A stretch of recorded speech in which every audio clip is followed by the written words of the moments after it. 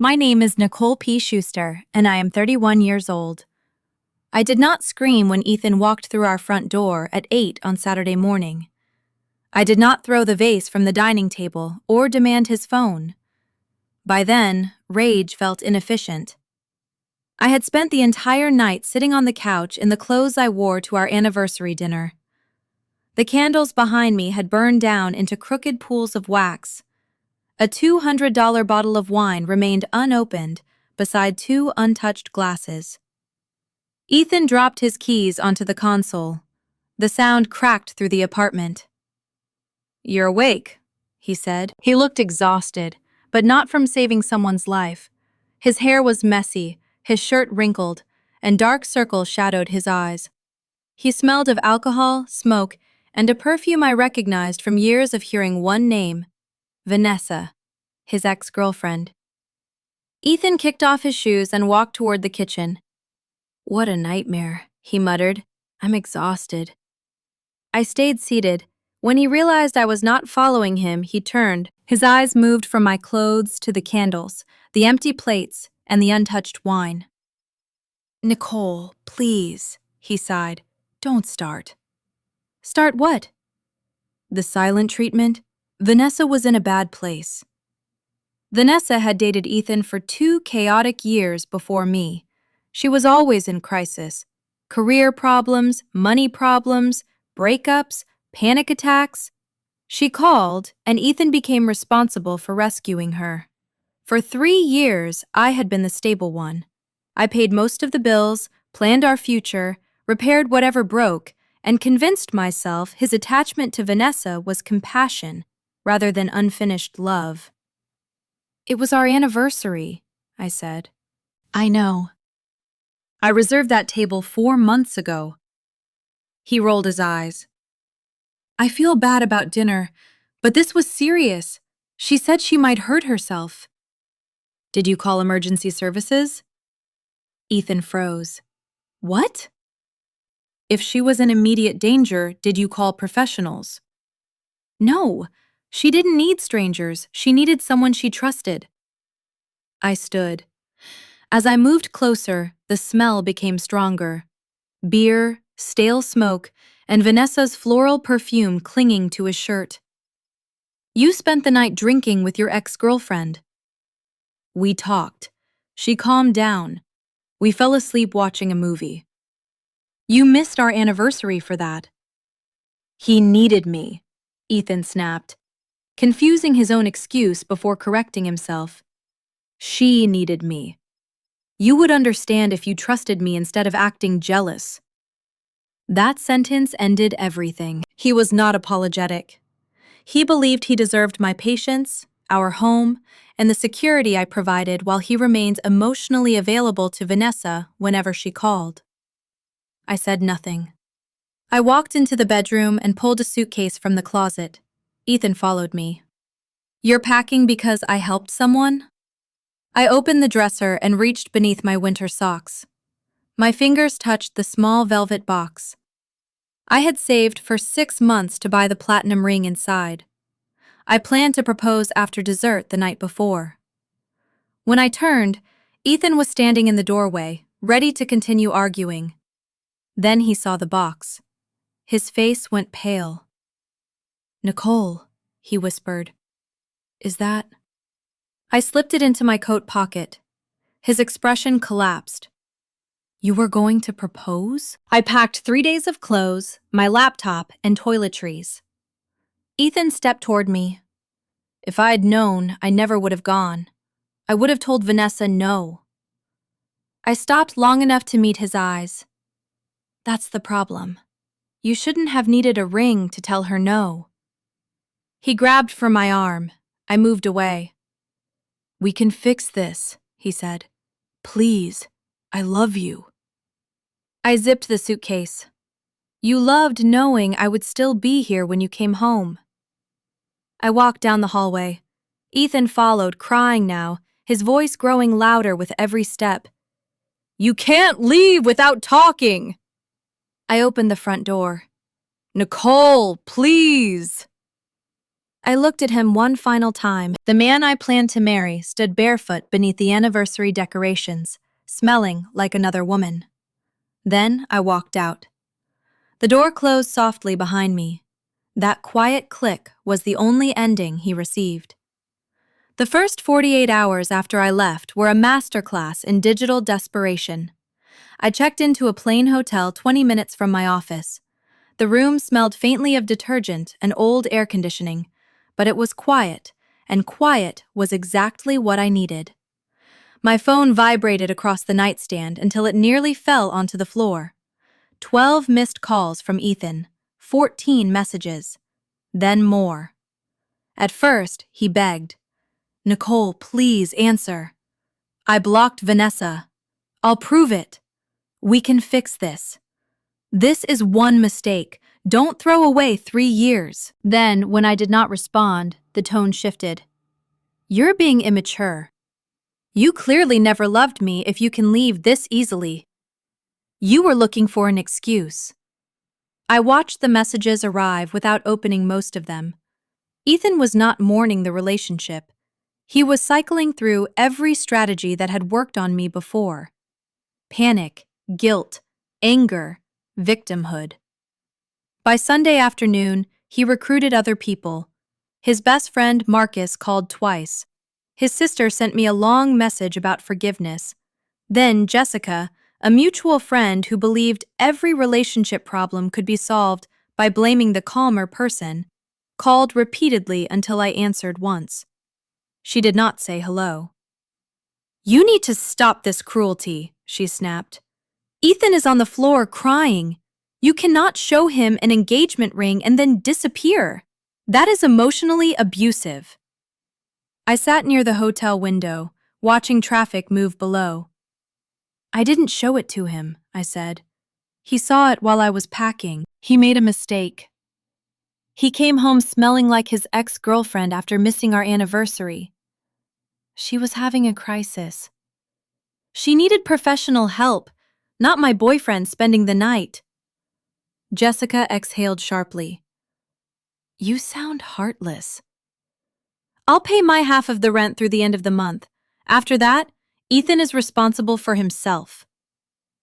I ended the call and blocked her. Then I blocked Ethan's sister and muted every mutual group chat. On Monday, I went to work. Spreadsheets and structural calculations felt almost comforting. Numbers did not twist reality. Measurements did not accuse you of jealousy when the foundation was visibly cracked. By Wednesday, Ethan's messages became softer. "The apartment is so quiet. I found your gray sweater. I'm wearing it because it still smells like you. I miss my best friend." I felt nothing when I read them. The only image that remained sharp was his face when he saw the ring box. He had understood exactly what he lost. 3 weeks later, I returned to the apartment to collect the rest of my belongings. I chose a Tuesday morning because Ethan had a team meeting and would not be home. The apartment looked wrecked. Takeout containers covered the coffee table. Laundry spilled over the sofa. Empty bottles crowded the kitchen counter. It looked like the physical version of everything Ethan had denied about his life. I packed my books, espresso machine, winter coats, and the framed photograph of my grandmother. As I carried the final box toward my car, our neighbor, Mrs. Gable, approached with her pug. "Nicole, I haven't seen you," she said. "Is everything all right?" I moved out. Her expression changed. "Oh, I wondered. Ethan has had a woman visiting often. The one with the noisy red car?" "Vanessa, of course." "How often?" I asked, although I already knew the answer would not matter. "Most nights. She parks in your old space and plays music until late." For one brief second, nausea moved through me. Then relief replaced it. Ethan had not needed time to grieve. He had simply moved the chaos into the apartment after the stable person left. "I'm off the lease at the end of the month," I told Mrs. Gable. "Feel free to report the noise." The rest of the story reached me through mutual friends. Ethan believed Vanessa would finally become the person he had always imagined she could be.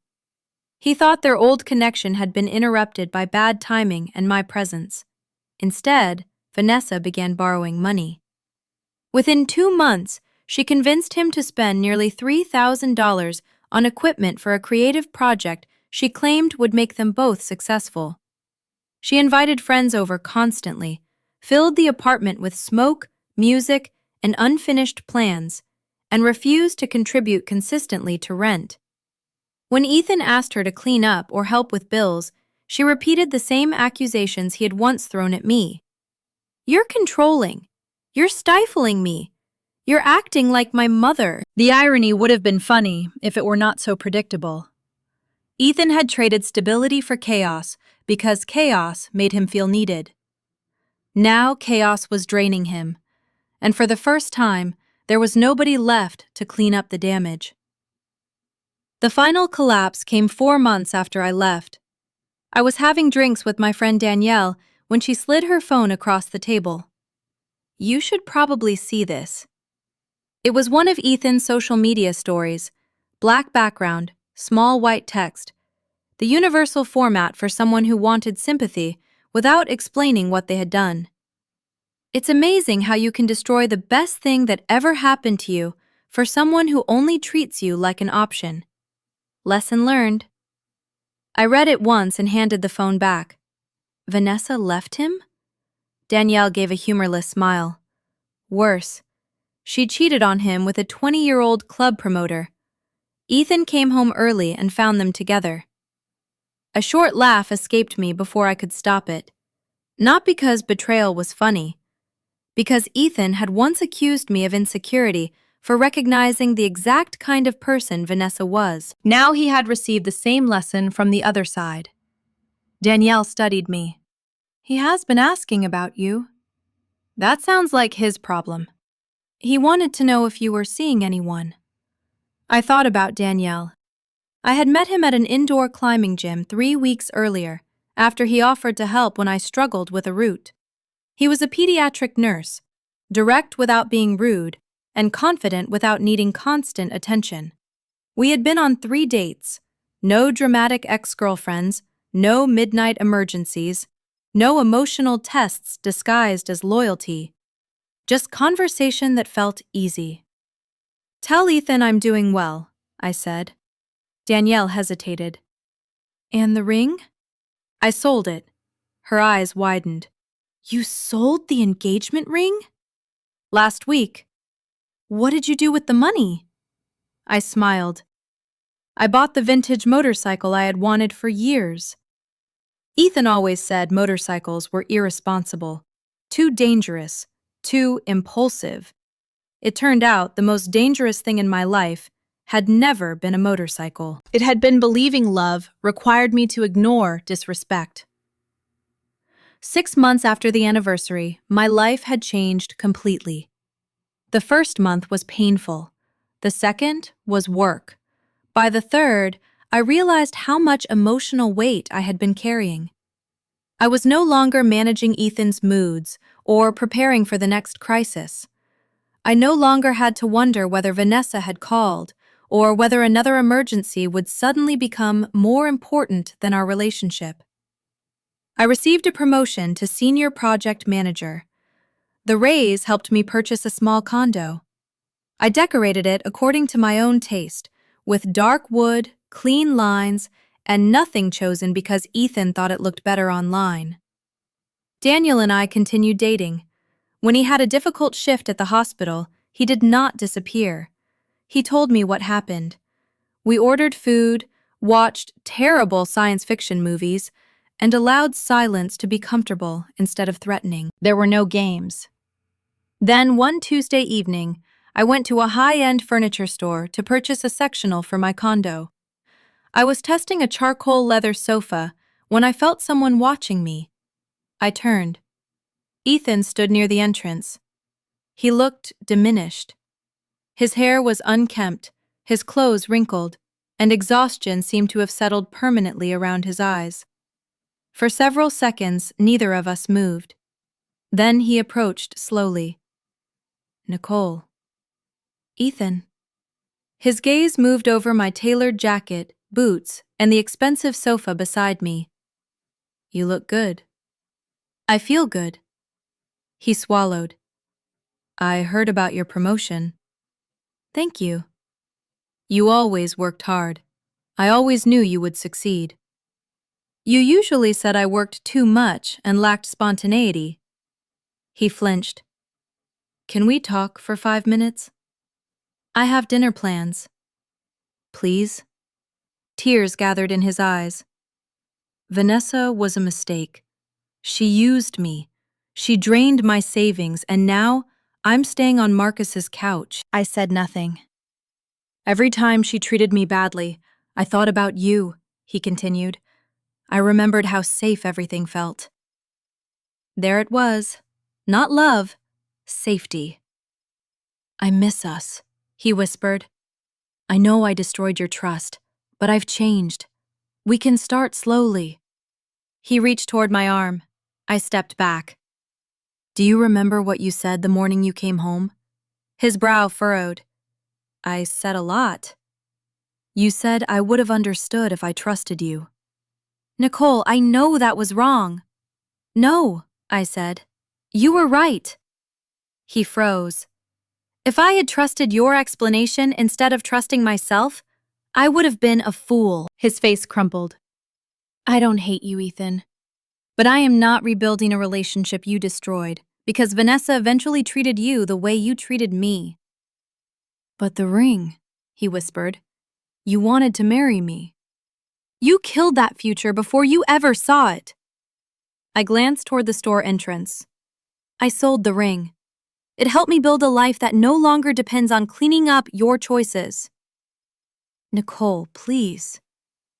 Daniel is waiting for me. His expression changed. Daniel?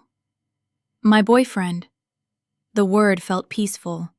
He trusts me, and I trust him. Neither of us has to prove loyalty through suffering. I walked toward the exit.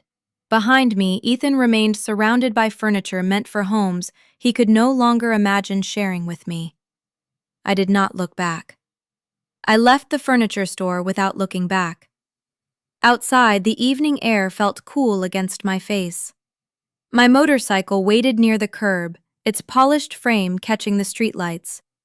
6 months earlier, I had believed the engagement ring represented my future. Now, part of that same money had purchased something entirely different. Freedom. Daniel was already at my condo when I arrived. He stood in the kitchen chopping vegetables, wearing one of my old university sweatshirts because he had spilled coffee on his shirt after work. You found the sofa? He asked. I did. Good. The folding chairs are starting to damage my dignity. I laughed and leaned against the counter. He noticed the pause that followed. What happened? I ran into Ethan. Daniel set down the knife. He did not demand details or immediately insult him. He simply waited. He asked to start over, I said. Vanessa cheated on him, drained his savings, and left him sleeping on a friend's couch. Daniel's expression remained calm. And what did you say? That I wasn't trading my peace for his regret. A small smile appeared on his face. Sounds reasonable. That was all. No jealousy. No questions about whether I still had feelings. No attempt to control what the encounter should mean. Daniel trusted me enough to believe the boundary I had set. That simple trust reminded me how different love could feel when it was not mixed with chaos.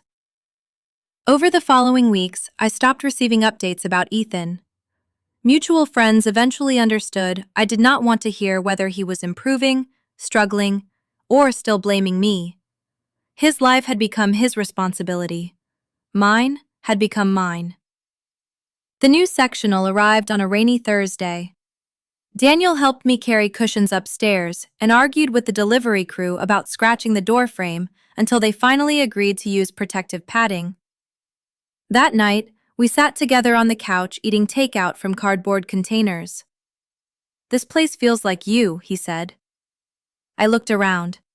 The condo was quiet, warm, and built entirely around choices I had made for myself. The ring Ethan never received had become part of the down payment. The furniture reflected my taste. The motorcycle waited downstairs for weekend rides. Nothing in the room was connected to guilt. For the first time, stability did not feel like something I provided for another person. It felt like something I had given myself. Several months later, Daniel and I took a short coastal trip.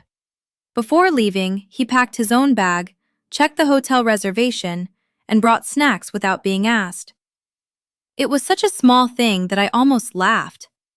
Ethan used to treat every shared responsibility as evidence that I was controlling. Daniel saw planning as participation. One evening, we sat near the ocean while the sun disappeared beneath the horizon. Daniel looked toward me. "Do you think you'll ever want to get married?" The question did not frighten me. It also did not make me reach for certainty. "Someday," I said, "but I don't want to rush toward it because I'm afraid of losing someone." He nodded. "Good. I don't want a ring to be the reason either of us behaves like we're committed." The words echoed what I had told Ethan that final morning. He should not have needed a ring to tell Vanessa no.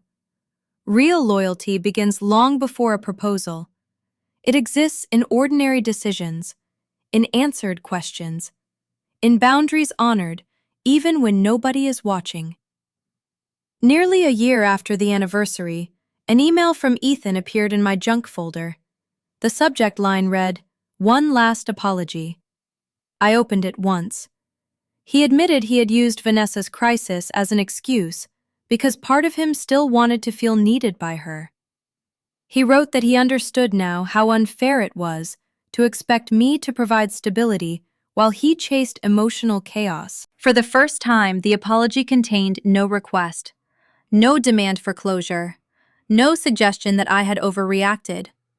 I believed he had finally understood, but understanding did not restore what he destroyed. I deleted the email without replying. Forgiveness does not always mean reunion. Sometimes it simply means the memory no longer controls your breathing. The ring box is gone now. The motorcycle remains. So does the condo, the promotion, and the quiet life I once feared would be boring. Ethan thought chaos proved passion. I learned that peace can be deeper than passion, because peace does not require one person to bleed so the other can feel alive.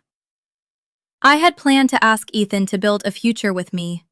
Instead, his betrayal forced me to build one without him, and it became better than anything I had imagined. Not because he suffered, because I stopped volunteering to suffer with him. The door I closed that morning never reopened. Behind it was a man who needed crisis to feel important. Ahead of me was a life where love did not have to hurt before it felt real. I chose the life ahead. I would choose it again.